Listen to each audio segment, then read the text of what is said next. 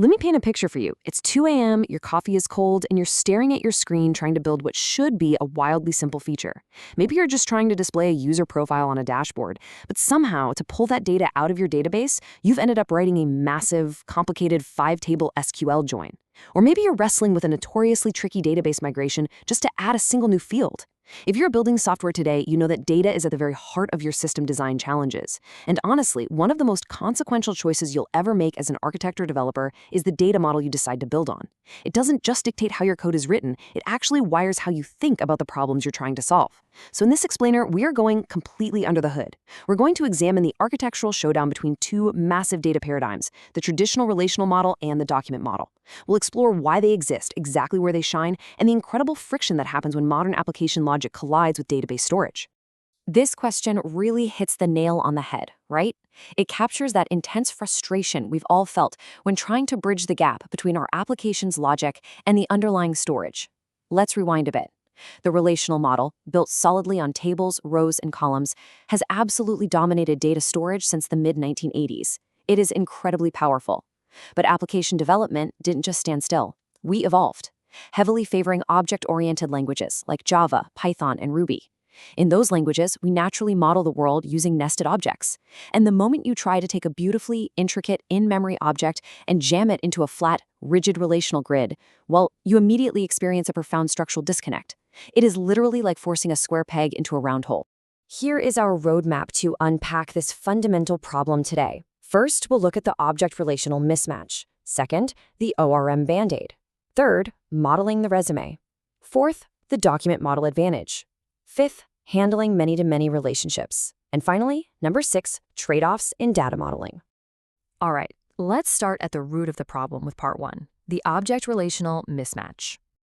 Why is this disconnect so persistent? Well, the industry actually borrowed a fantastic term from electronics for this, impedance mismatch. In electrical engineering, if you connect the output of one circuit to the input of another, you only get maximum power transfer if their impedances match perfectly. If they don't, you get signal reflections, lost efficiency, and just a whole lot of trouble. The exact same thing happens in software when the nested structure of your code doesn't align with the flat structure of your tables. Because of this mismatch, you end up needing an awkward translation layer. We've all been there, wasting countless hours writing tedious, repetitive boilerplate code that does nothing but shuttle data back and forth, translating from an object to a row and from a row back to an object. So why do we do this? Why do we force our self-contained objects to be shattered into flat rows? In your object-oriented code, data is intuitively grouped together.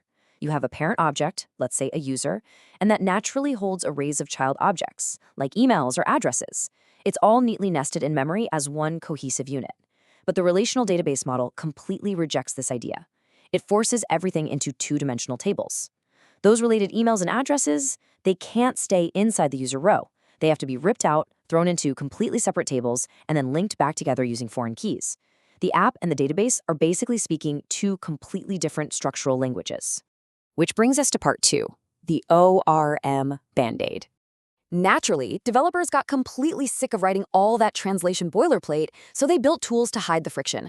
Enter Object Relational Mapping Frameworks, or ORMs. We're talking about hugely popular tools like Active Record or Hibernate.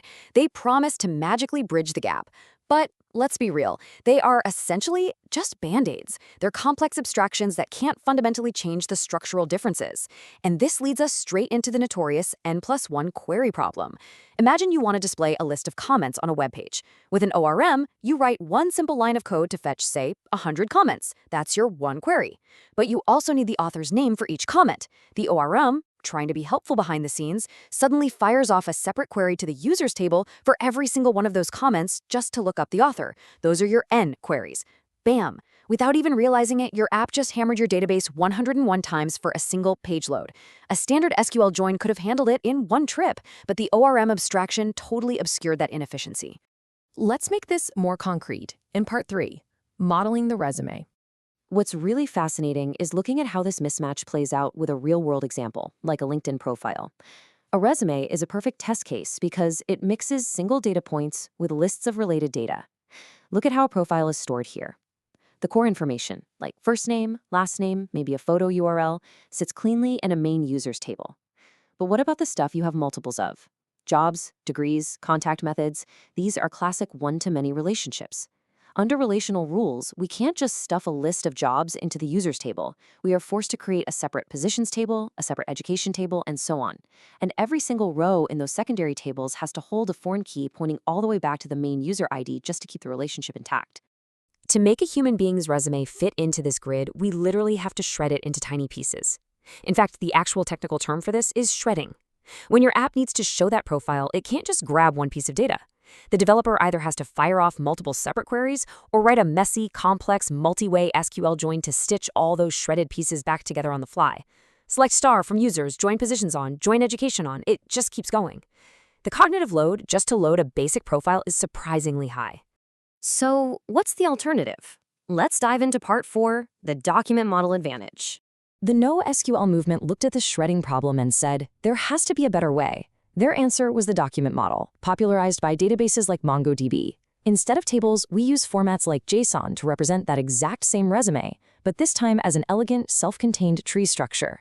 Instead of shredding the arrays of jobs and education across a half-dozen tables, they are explicitly embedded right inside the single user record. This is a massive game changer.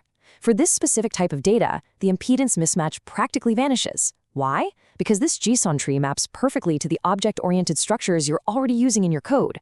Finally, your database and your application are speaking the exact same language. The magic word here is data locality. By ditching those expensive multi-way joins, the document model stores all that relevant information in one place, usually as a single continuous string on the disk. The database does one quick lookup and you get everything at once. It's blazing fast. But, and you knew there was a but, there is a major trade-off. Data locality is amazing if you need to read the whole document. But what if you just want to fix a typo in a job title deep inside a massive JSON object? Because it's stored as a single contiguous block, the database often can't just update that tiny piece in place. It frequently has to serialize and rewrite the entire massive document back to the disk. So you get incredibly fast reads, but you incur a severe write penalty for small updates. And things get even trickier in part 5, handling many-to-many relationships. The document model is awesome for self-contained trees, but real-world data rarely stays strictly hierarchical. Eventually, it starts to look like a web. Let's take the region field on a resume. If you let users type free text, you'll get Washington, D.C., D.C., District of Columbia. It's a data quality nightmare. To fix it, you use a drop-down list and store a standardized numerical ID instead of the text. That's normalization. The downside, every time you read the profile, you need an extra step, a join, to resolve that ID back into text. Now, if you choose denormalization, storing the raw text string directly inside every single user's document, your reads are lightning fast because everything is local. But consider the nightmare scenario. If a major company or region rebrands, you suddenly have to hunt down and update millions of individual JSON resumes to reflect the new name. When you have a true many-to-many relationship, like people working for multiple companies and companies having multiple employees, the relational model shines.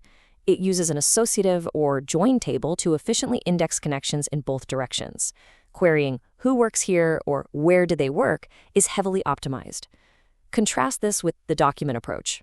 Since many-to-many relationships don't fit into a single JSON tree, you have to use reference arrays.